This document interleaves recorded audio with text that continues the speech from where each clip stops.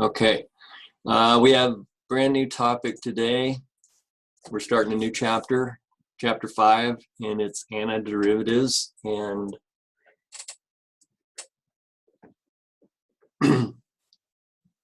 so when I was discussing last class how you learned addition and then you learned subtraction, you learned multiplication and then you learned division. Well, we learned to take the derivative, and now we're going to learn to do we're going to reverse that and take the antiderivative. So it's a little, there's a little caveat here called the constant of integration. And so that'll explain how we deal with the fact that constants, when you take the derivative of a constant, you get 0, right? Well, a constant could be -5, a constant could be 110, and they're both going to have the same derivative of 0. So we'll address that. Okay, so what do we mean by the antiderivative? Well, we're going to just differentiate capital F and lowercase f here. But a function, capital F, is an antiderivative of a function little f if the derivative of capital F equals little f of x. Okay, so don't tie your head in knots trying to decipher that. It's more easily seen once you start doing it, and we'll start doing it real quick. And if the derivatives of two functions are equal, then they can only differ by at most a constant. So we'll see that again. So since we don't know what the constant is, we're just going to use a C or a K for it. So let's dive right in here. Now we know that the derivative of x squared over 2, if I took the derivative, that would be 2 times x squared over 2 minus 1. So that would simplify to just x. So we want to find all of the antiderivatives of x. So we're looking for the thing that if I take its derivative, I get back f, which is x. So for part A here,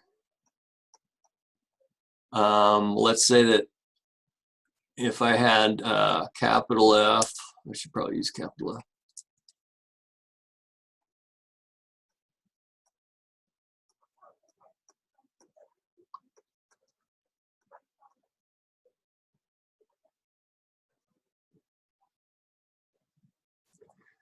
Okay, so this is the antiderivative of f of x equal x, since f prime of x, capital F prime of x, is equal to 2x over 2 equal x. But if I took f of x equals x squared over 2 plus, say, 17, well, that's different from x squared over 2. You can think of this as plus 0. But when I take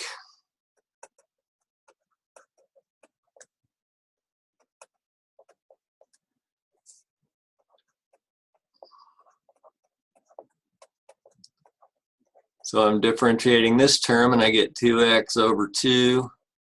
And then I differentiate 17, which is a constant, and I get 0. I also come back to this. So it doesn't matter what I plug in here for a constant. So in general,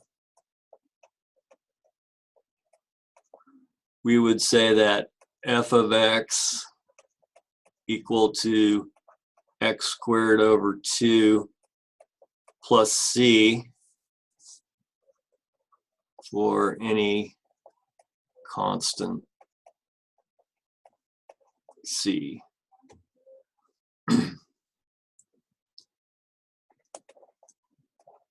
Is an antiderivative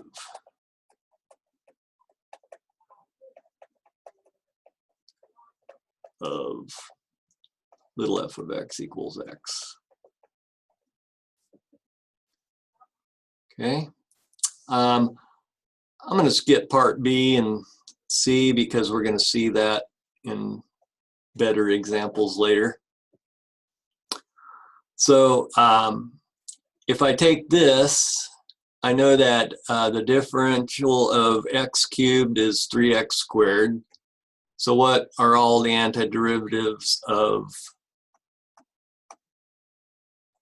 f of x equals 3x squared? Okay, so certainly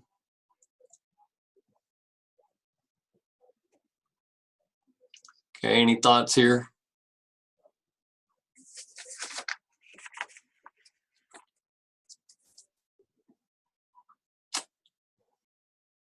Let's just go ahead and get them all at once by using that constant. Okay, so in this case, certainly x cubed by itself, but then I could have any c as well. If you're not sure if you got it, then take f prime of x.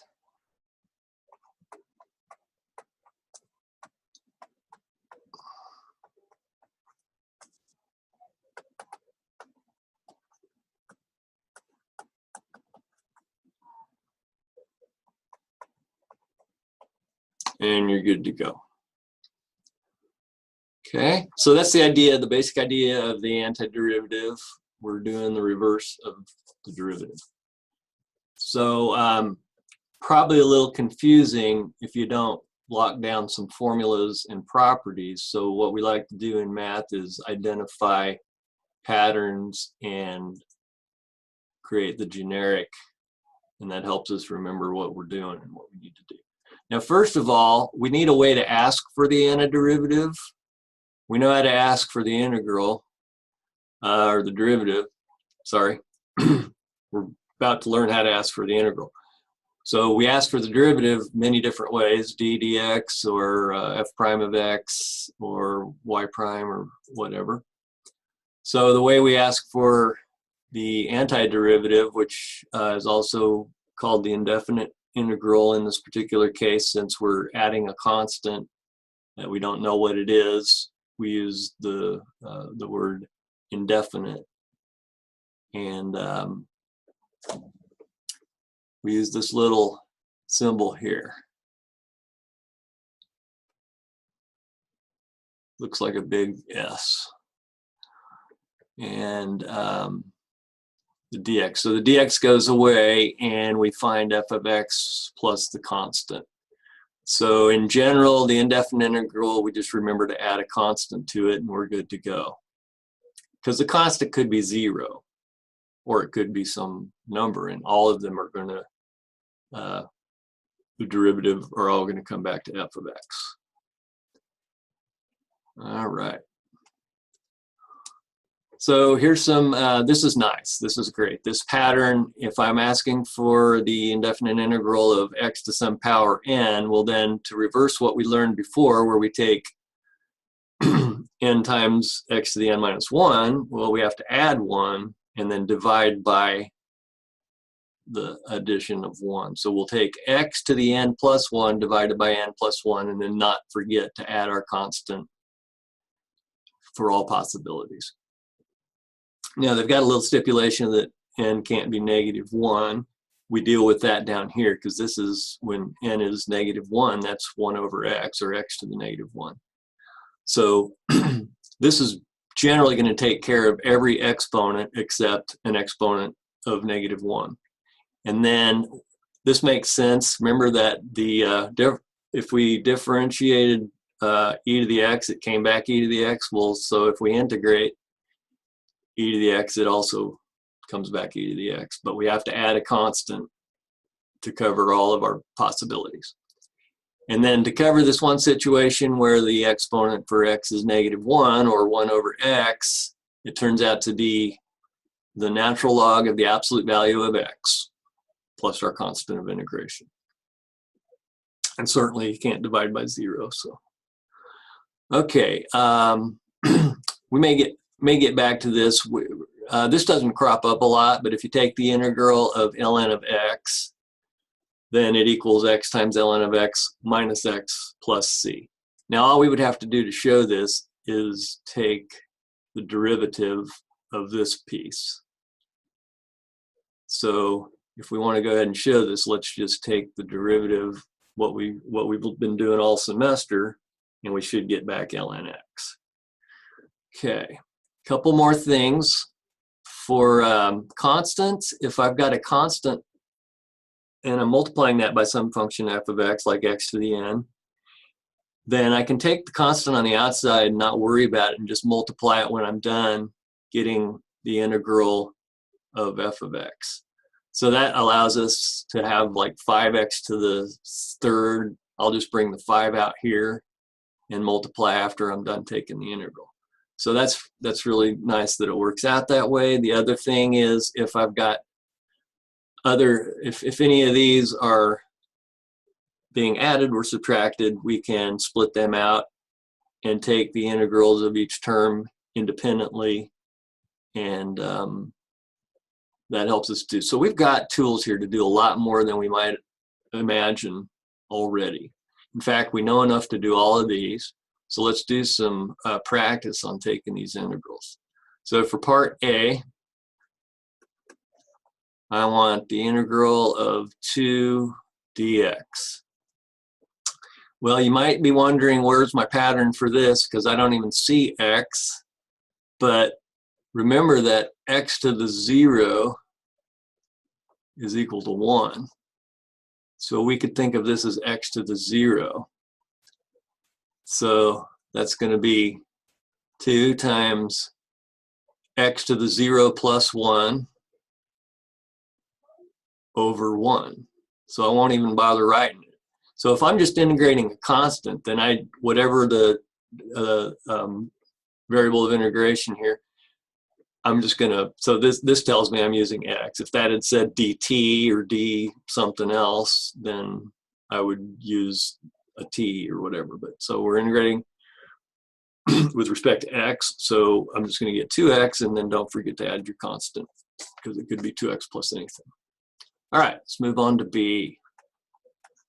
b says, give me the integral of 16 e to the t dt. Okay, so I'm going to use that constant rule and just worry about 16 later and take the integral of e to the t dt, which I have pattern for in number 2. And it's just e to the t. So if I take 16 times the integral of e to the t, and then I add my constant, and I'm good to go. All right, let's move on to c.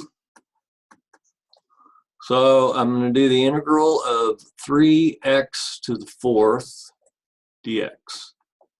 All right, let's bring that constant out here, and then all I have to worry about is x to the 4th dx. Now I match pattern 1. So it's going to be 3 times x to the 4 plus 1 divided by 4 plus 1. So that's going to be 3/5 x to the 5th plus constant of integration c.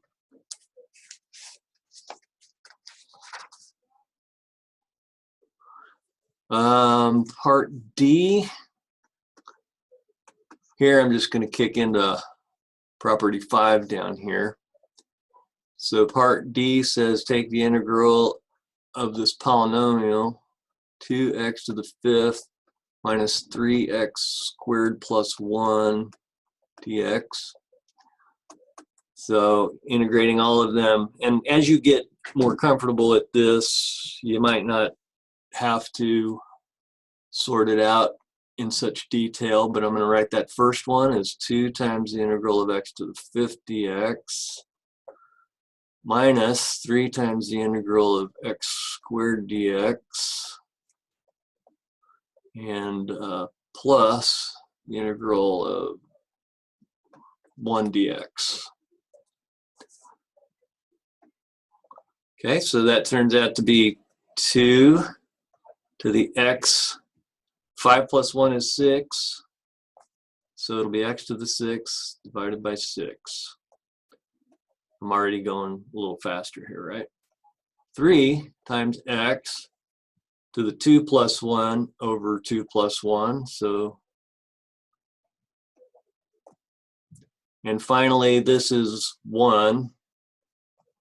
You can put a 1 there, or you don't have to, but that just turns out to be x to the 0 plus 1 over 0 plus 1. So that's going to be just x. Then I need my constant of integration. And then if I simplify all my terms, I'm going to get x to the 6th over 3 minus x cubed plus x plus my constant. Okay, and that's part D. Running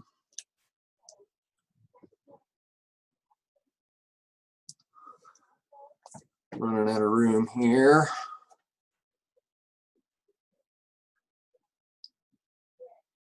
All right, I got room for E. All right, E, we want the integral of, I'm going to go ahead and split it up already. So I'm going to write that first part as 5 over x dx minus 4 times the integral of e to the x dx.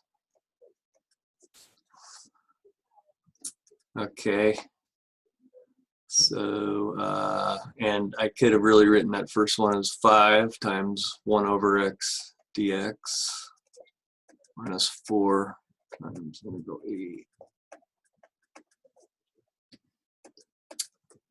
Okay, so for this, I'm going to get, here we're taking a look at formula 3. So that's going to be 5 times ln of the absolute value of x. So that takes care of this integral. And I'm just multiplying the result by 5. And then e to the x comes back, e to the x. And then the last thing I need to do is my constant.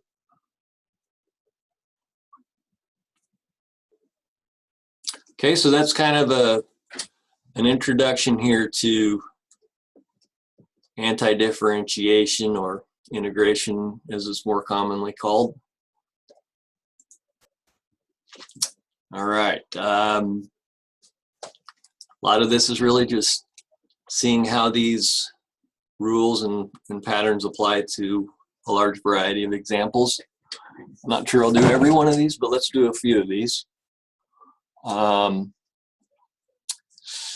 Let's take A. We want the integral of 2x to the 2/3 minus, y'all don't mind if I write that as 3x to the negative 4 dx. All right, so let's apply some of our simplification rules.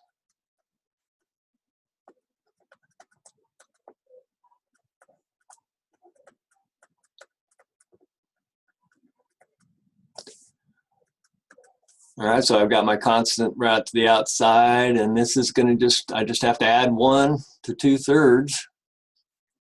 So this will be 2x to the 2/3 plus 1, which I'll call 3/3. Then I have to remember to divide that by 2/3 plus 1. All right, this next one is minus 3, and this becomes x to the negative 4 plus 1 over negative 4 plus 1. And then we'll just bring the constant in so we don't forget. All right, now let's simplify this. This becomes 2 to the 2x to the 5/3 over 5/3 minus 3x to the negative 3 over negative 3 plus c. And so remember, when you divide that fraction, you're going to flip it and multiply. So this will become 6/5 times x to the 5/3. And then since I've got minus, and that's going to be a negative 1, that'll become plus x to the negative third plus c.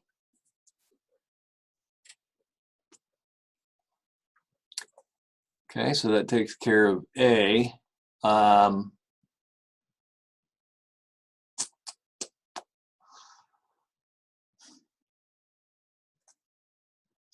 Guys have a preference? How'd you get the 6/5 again? I missed that part. Okay, so that was this one, right? Yeah. So this is 2. Let's forget about x for a minute, but x is up here on top too, right?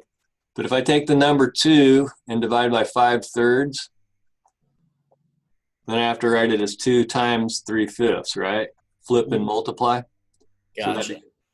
all right, Thank you. sure. Let's take a look at B.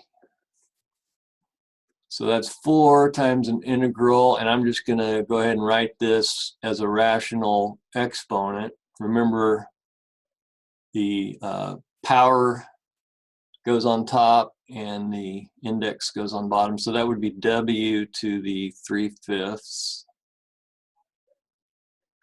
dw. Okay, so this will be 4 w to the 3/5, and the denominator just dictates what I have to use to add 1 on top and bottom. And then we have to do that down here as well. And then we'll put our little constant in there.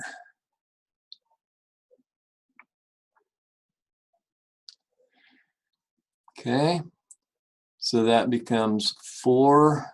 So the same flip and multiply is going to happen again here. 8/5 divided by 8/5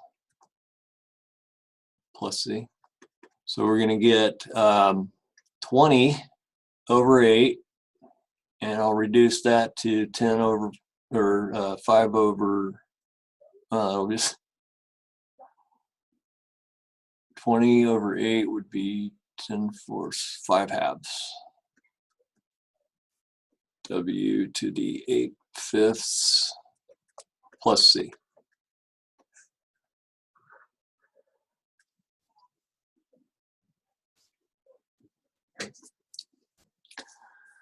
Okay. C, I'm just going to describe what you would want to do. Just go ahead and distribute this and make it x to the 4th over x squared minus 8x cubed over x squared. And then you simplify that, and that would just become x squared minus 8x. And then you can differentiate those terms, or I'm sorry, you can integrate those terms individually. Anti-differentiate. Okay, and in this one, that's like 8x to the 1/3 minus 6x to the negative 1/2. So then just go with those. Now for E, I don't have any way. We don't have something like the product rule or that we can work with because we're working backwards here. So here we're just gonna FOIL this out and then integrate one at a time. So if I FOILed that out, it would become x cubed plus 3x squared minus 2x minus 6 dx. And those each individually are pretty simple, so I won't bother with that. Before I go on, does anybody want to see, I've done A and I've done B in detail, and I've kind of sketched out how you could simplify these to make them workable with the properties we already know. Does anybody want to see more detail for C, D, and E before I move on to the next page? No problem if you do, just speak up.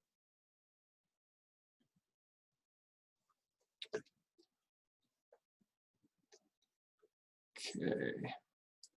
All right, let's go on to an application here.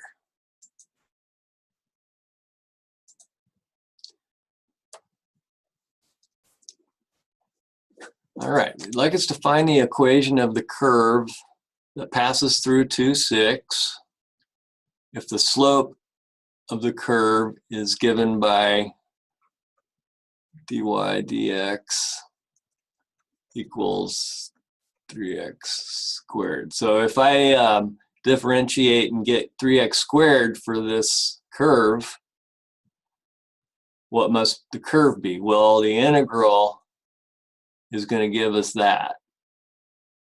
Okay.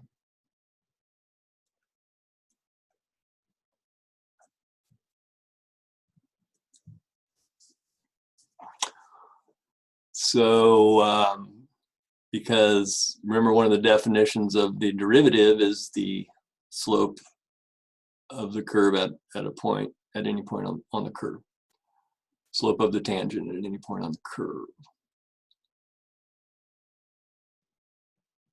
Okay, so this is 3 times integral of x squared dx, or 3 times x to the 2 plus 1 over 2 plus 1 plus c. Okay, so we know that what we're working with is x cubed plus c. Now, specifically, we want the equation that passes through 2, 6. So if this is our function, y equals x cubed plus c, or if you prefer, f of x equals x cubed plus c, and we know f contains 2, 6 because they told us so. The curve passed through that. Then we know that f of 2 equals 6, or y equals 2 cubed plus c. Well, guess what? We've got nothing but numbers other than c, so we can solve for c. Then 6 equals 8 plus c. C must equal -2. So finally, we have y equals x cubed plus c, which is -2. Or if you prefer function,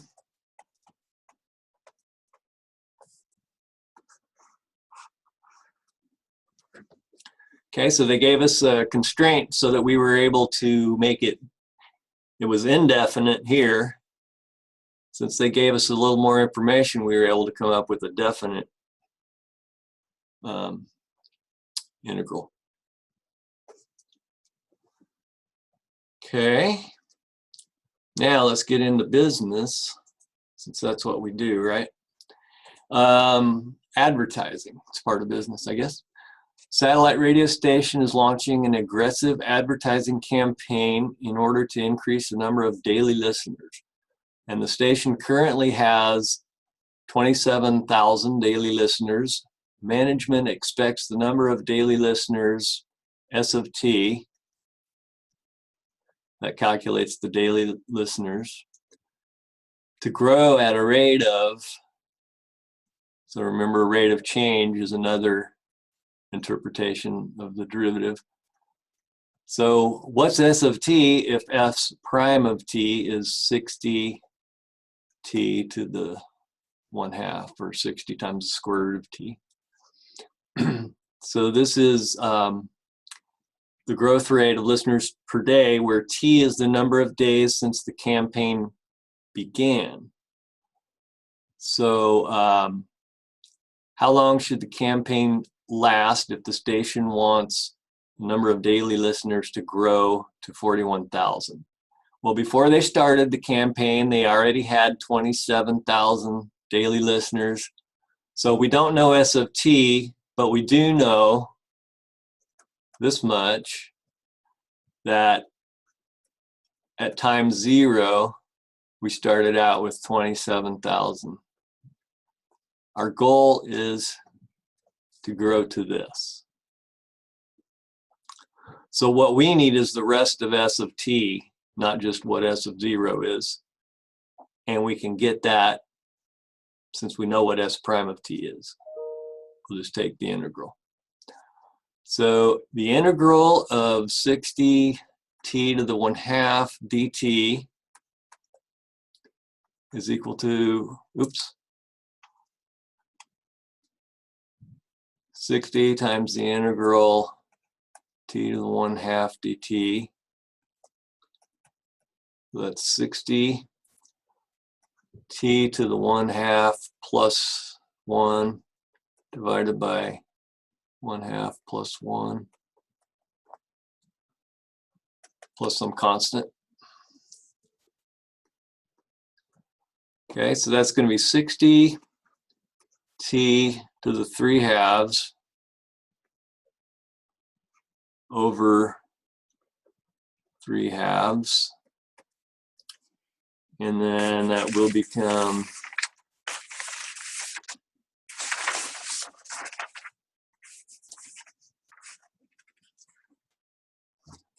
so that'll be 120 divided by 3, so that's 40 t to the 3/2 plus our constant. Okay, so we know S of t is 40 t to the 3/2 plus some constant. Since we've got a constraint that S of 0 is 27,000 is equal to 40 times 0 to the 3/2 plus C equals 27,000. The implication there is that, well, that's 0. So S of 0 equals 27,000 and equals C. So C equals 27,000. Now we know the complete S of t is 40 t to the 3/2 plus 27,000. Okay, we keep plugging and we say, how long should the campaign last if we want the number of daily listeners to grow to 41,000? So if we want S of t to be 41,000, we'll just solve this. When is S of t 41,000?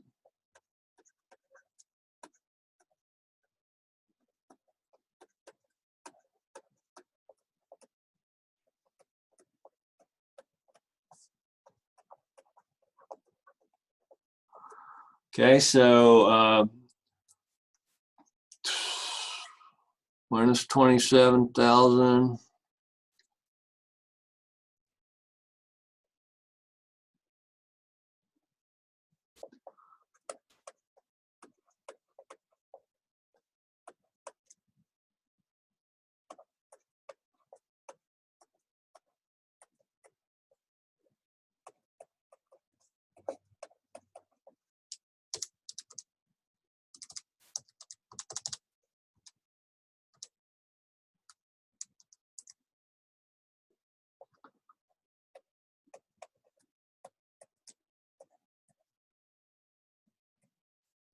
All right, we're getting there. We know that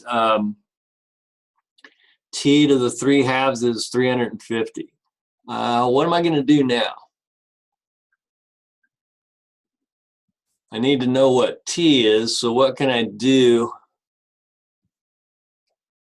to change my t to the 3/2 to just t, or t to the first?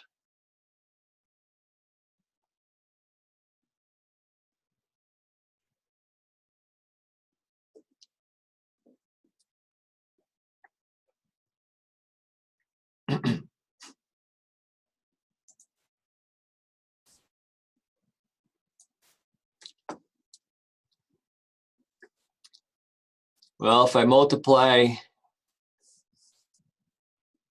this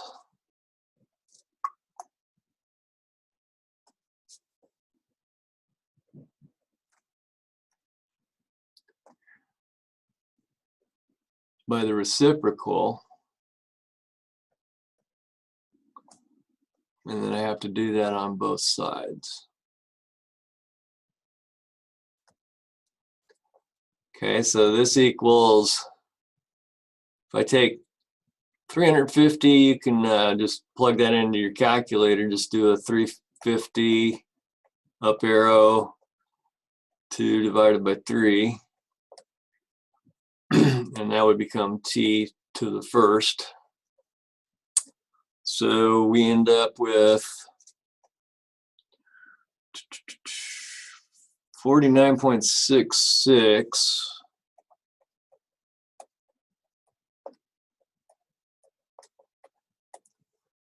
And so they're saying how many days? Well, we'll go ahead and round that up to 50 days.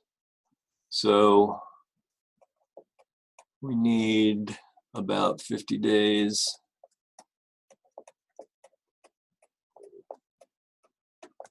of ad campaign.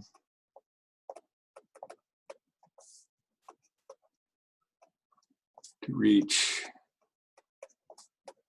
41,000 listeners.